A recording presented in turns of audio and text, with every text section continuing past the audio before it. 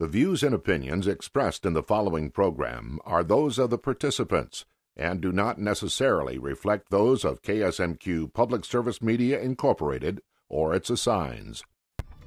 Farming is a business and a key component to our economy. Coming up, Farm Connections will look at the economic realities of operating a farm today. Then we'll travel back in time with a visit to the historic Stoppel Farm in Rochester Township.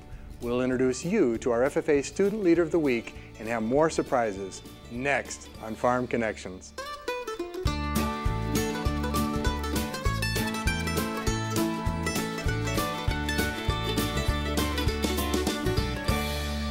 Welcome to Farm Connections with your host, Dan Hoffman.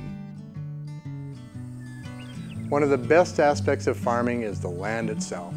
Nothing beats this kind of countryside. But farming is not just about rural living. It's a business that sustains families, communities, and our regional economy. To help us understand the economic realities of owning a farm, I sat down with Gary Thome, Farm Business Management Instructor at Riverland Community College, and Shelly DePestel, a farm owner and operator from Lewiston, Minnesota. They know what it takes to keep an operation going strong, now and in the future.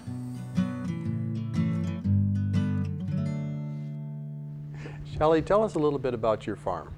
I run and manage, along with several partners, dairy farming operation.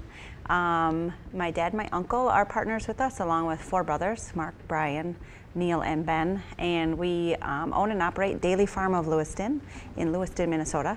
And we have a herd of 1,500 milking cows, and we run approximately 3,700 acres. Definitely a business, and we're going to hear more about that. Gary, tell us about yours. I serve as a farm business management instructor here at Riverland Community College, working with approximately 50 farming operations. And I also have a farming operation with my wife Jane and my two sons Matt and Pat. We have a corn and soybean cropping operation along with feeding out market hogs. Excellent, thank you both. Shelly, why do you think your farm is a business? We have 43 employees, 17 part-time, 26 full-time folks, and so we employ a large group of folks, good employees, and we spend a lot of money in the community, buying everything from hardware supplies to feed and commodities, and it takes a lot of effort for our business to keep running every day. Thanks, Shelly. Gary, Shelly talked a little bit about buying things in the community. Same thing in Adams for your farm? Very much so. I think the thing that probably has the biggest impact within a community in rural Minnesota is the number of farm families that are there. Mm-hmm. And we've talked before about the value of having animal agriculture in a given community and the impact that that has on the number of support people and support businesses that it takes to keep an operation functioning, and that's both true in raising, hogs, or if you're milking cows and sending milk down the driveway. The fact that we have many employees is one aspect of keeping people in a community, but the fact that you have the number of other non-related farming things that gets brought into the picture, the machinery dealer, the veterinarian, the feed and nutritionist, and so forth, and along with the people that many times we don't think about as far as farming is the accountants and the tax people, the lawyer that probably is working with your business. You're probably doing some things with a lender that you rely quite heavily on, and they all also have families, and we would hope that are supporting the communities that they're involved in as well. What kind of dollars flow in and out of a business? Maybe Gary, as you can talk about that in terms of, in general, the students you work with. If we look at the Farm Business Management Program and the report for 2010, and the report is over 1,200 farms that cover the southern third of Minnesota, probably the strongest agricultural area in Minnesota. of those farms, they averaged a gross income of over $700,000. And most of those farms had a net cash after they paid their expenses of around $120,000. The rate of return on their investment was right at somewhere in that 10–11% range when we look at it from a cost perspective. These, and you think of these operations, they only averaged, of about 200 acres of owned ground, and in most cases the average operation rented about another 475 acres. So, not all that large of operation can generate a lot of dollars of both income and expenses that get turned over in a community. Shelly, when Gary spoke of those numbers, and they're large, Yep. and they're moving through the community and leveraging, maybe as Gary said earlier, 5 to 7 times, who keeps track of that on your farm? Who keeps track of all that money and all the transactions that happen? I do primarily all the book work on the farm, so I'm in charge of all the payroll, the accounts payable, those types of things. Keeping track of the commodities that are coming in, the milk that's going out, that's all tracked also. So you have some paperwork to reflect back on and make sure everything comes out all right. It sounds like a lot of work. Yeah, it is a lot of work, but every day is a challenge and every day is different, so that's all good. Gary, when you think about the students you work with, and it's over several counties, what's the most important thing when it comes to the accounting and making decisions?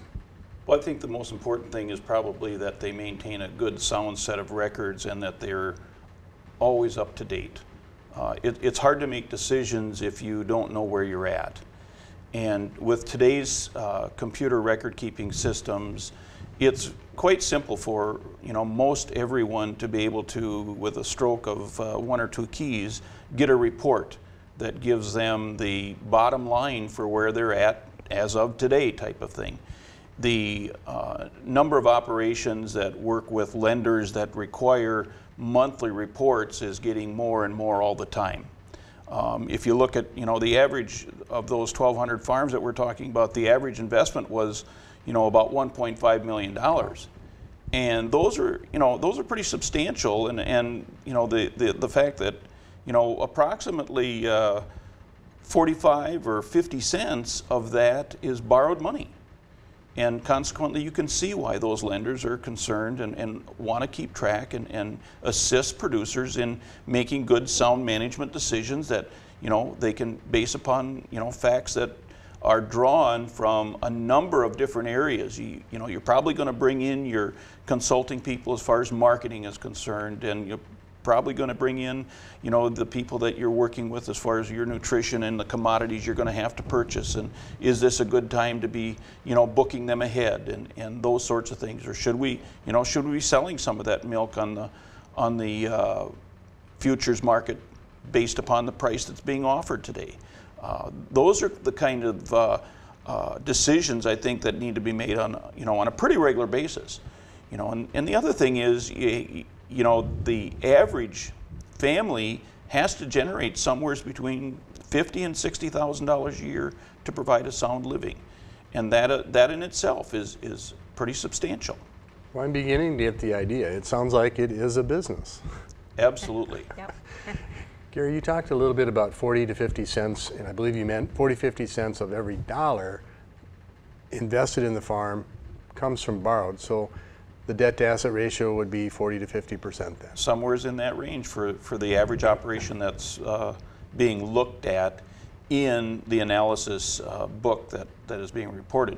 We need to remember that range goes all the way from older operators that probably have $0 borrowed in their operation to younger people just getting started who maybe have 75 cents out of every dollar borrowed from either a lender or parents or grandparents or those sorts of things, because it's extremely hard right now for any young person to get into agriculture without the support of someone else along with the lender. Thanks, Gary.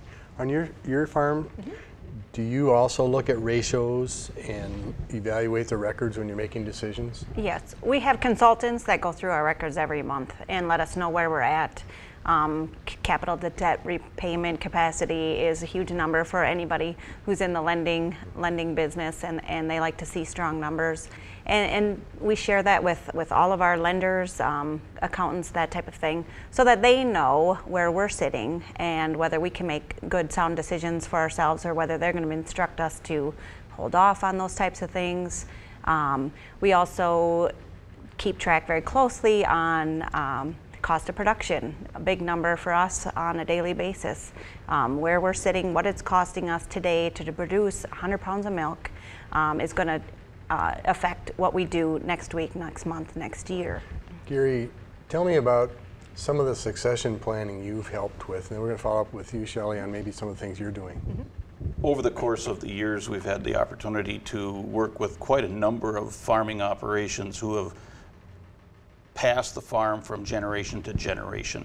And in most of those situations, the individuals have put in probably 7 to 10 years of planning prior to the actual handing over the baton and that sort of exiting of the business from, say, a management standpoint.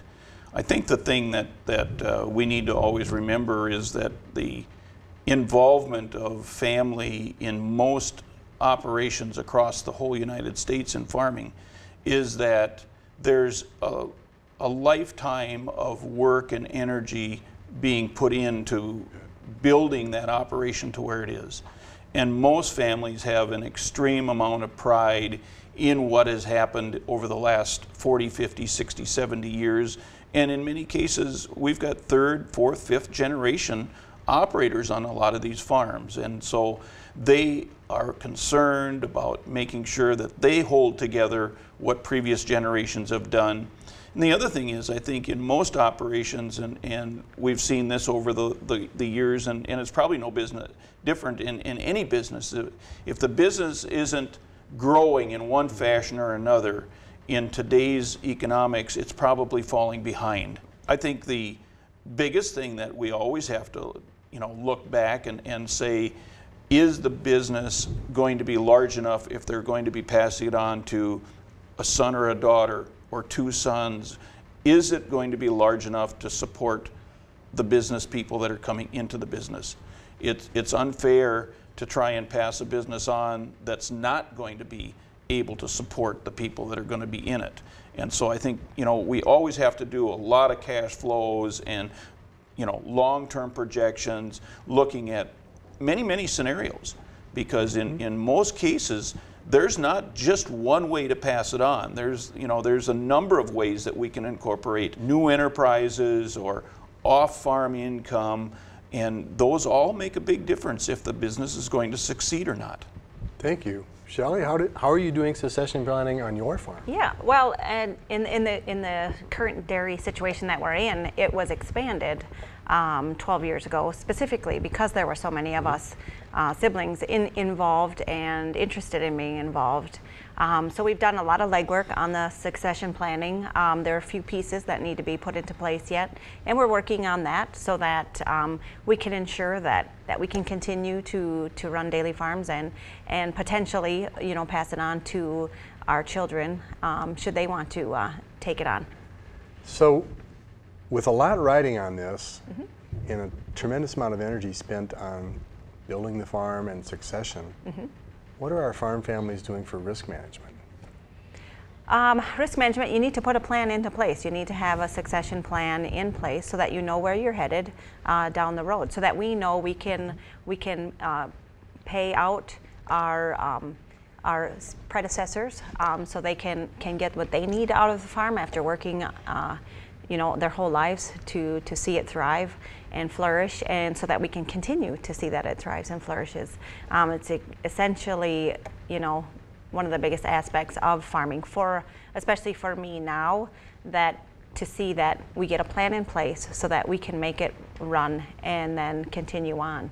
So without that, you would see a lot of farms go under and collapse, and everybody take their little piece and go on their merry way. So we have to make sure that doesn't happen. Good points. Gary, when you think about risk management, why is risk management necessary? Don't farmers just plant the seed and come back in the fall and harvest? Is there expense? Far cry. The scary thing today, I think, for most producers is over the last, say, half a dozen years, how the cost of production has skyrocketed. I've had a number of producers that said, I really slept much better when I was raising $2.50 corn than to try and think of the risk that I'm bearing now trying to raise $5 or $6 or $7 corn. The chances of making a mistake and not being able to recover all your cost are much greater today than they were before. A mistake before could be maybe made up with, 2 or 3 things that would go right. But a mistake, now it may take a decade to make up for that if you can survive and stay in business for that length of time. We do a lot of work with our consultant on milk marketing, setting things out there in the months where the futures are looking bright, and putting those offers out there and trading. Those are crucial to getting through those tough times. When the market does drop, we can still secure a profit at that time, so we can continue on building our business, paying our employees and paying our bills. So that's essential. Is there more pressure on you, Shelly, and you, Gary, in the farm business when you have that many people involved, when you make your decisions and when you go into your office each day? I feel a great responsibility to the folks who work for me, really excellent people, and I feel a responsibility to keep them employed, and to make sure that they get raises and things like that, and we can offer them more every year, simply like everyone else likes more. So there are some sleepless nights when the markets aren't going well and things like that. People will tend to move on, seek out something else, and this way, by setting everything up and that type of thing, I can feel comfortable that everybody's being taken care of. Great. I think the other thing that so often we overlook is the fact that in many operations today, when a producer makes a decision, it just doesn't impact his own family. There's, like in Shelly's case, she talks about the employees and so forth. There's many operations where they're either looking at producers that they work with on a contractual basis, if they're involved with them and that sort of way, as well as the opportunity that when times are good to try and pay ahead on liabilities or debt that you have, so that when you do come through some of these leaner periods, you have the ability to work with your lender to get you through that downtime, and those are really, I think, key things that we've probably learned in some cases over the last, say, 20 years, have meant survival for many operations. It is a cyclical business, isn't it? Yes. Thank you so much, Shelly, for telling us about exploring business and agriculture. Sam. Gary, thanks again. We just talked about the business of farming today. Now let's take a look at farming in the past. Our next segment is drawn from the archives of our Arts and Heritage program, Off 90. And they took a field trip to a pre-Civil War farm just west of Rochester, Minnesota. The George Stoppel farmstead is very important to Olmsted County history because of its connection to the agricultural roots of the county. Once restored, the property will be an exceptional educational tool, and it will be very important part of the History Center's programming. In 1856, Stoppel brothers, Joseph and George, had settled side by side on acreage in Rochester Township. George left Württemberg, Germany in 1834, spent 14 years working as a cooper in Switzerland and France, and then in 1848 came to the United States to join his brother Joseph, who had immigrated earlier. They came to Minnesota seeking available land, and on April 28, 1856, George Stoppel filed for 160 acres of land just outside of Rochester. His initial investment in his new home was $200, which comes out to $1.25 an acre. George and Maria had 4 children, 2 of whom died during the 1867 diphtheria epidemic. The other 2 lived into adulthood. The George Stoppel Farm remained in the family for nearly 100 years. Upon the death of Roy Stoppel, the farm passed out of control of the Stoppel family, and in 1972, the History Center of Olmsted County purchased 40 acres as a building site for the new museum. The hope was that the Historical Society would be able to acquire the adjacent George Stoppel Farm should it become available, and that took place in 1976.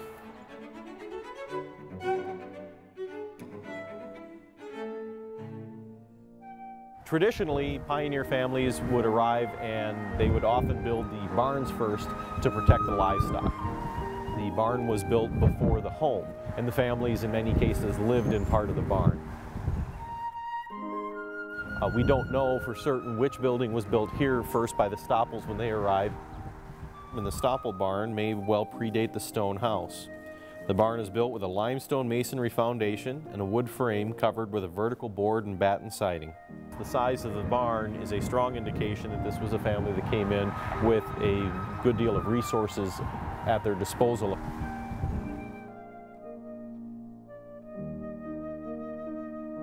This barn provided space for the farm's oxen, cattle, and horses on the lower level. When the family first arrived in the 1860s, they spent the first winter living in a dugout, which we have replicated here. It's a semi-underground building. But there is a small fireplace built into the side here, and they had air ventilation shafts as well.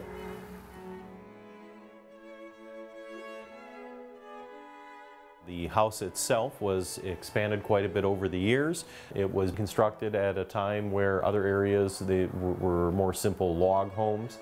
Certainly an indication that the family had more resources available to them. You can see there's a lot of work that needs to be done as far as plaster and refinishing of the floors. The house did have electricity and running water eventually, but did not get a refrigerator inside the house until sometime in the 1940s. The first room here at the top of the stairwell was originally the first school in the area, and this would have been used for teaching the children from the nearby farms.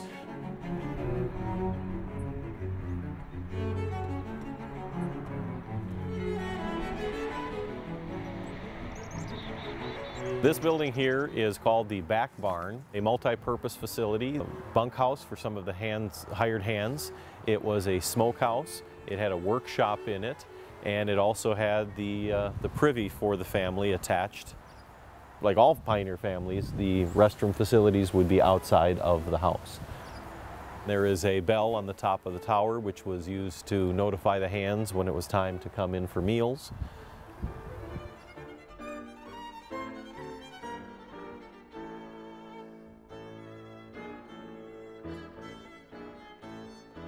And the back barn also is the entrance to one of the 2 caves. And this is where they would have kept things as for preservation, root crops out of their gardens, apples from the orchard, and the family did make some wine as well. The family carved their name into the walls on both sides here. The temperature is very, very consistent year-round. One other thing that would have been stored over in the caves would have been the milk.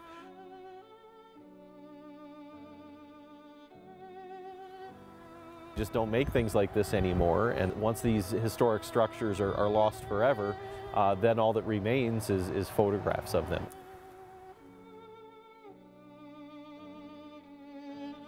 Many people are becoming so disconnected from the land and where the food comes from. And having this set aside is something that people will be able to experience for generations to come. Should these historic properties be lost, they really cannot be restored once they are gone.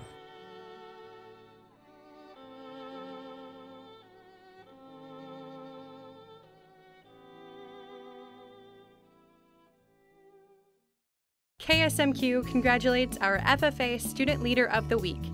Region 8 Vice President Kaite Winslow of Chatfield. I have been a member of the Chatfield FFA chapter since 7th grade and have also served on the Region 8 FFA officer team. I do not know where I would be if it wasn't for the FFA. The FFA took me from being a very shy, in-the-box type of person to outgoing, wanting to help people do whatever I can. And it's also given me opportunities that I could only dream of. And also without the FFA, I would not be going into the career that I'm currently going into, which is agricultural education. And that is something I'm extremely passionate about and that I absolutely love. And without the FFA, I may very well have not been in that position and may have ended up in a job that I did not like as much. And having that FFA show me what I'm truly passionate about and knowing that there's a career out there that I can make of my passion is incredibly helpful. And part of the FFA motto is living to serve. And as FFA members and me personally, I strive to live to serve not only my community, but anyone that needs help.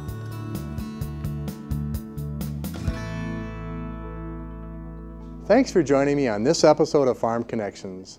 We hope that you'll keep tuning in as well as making your very own farm connections.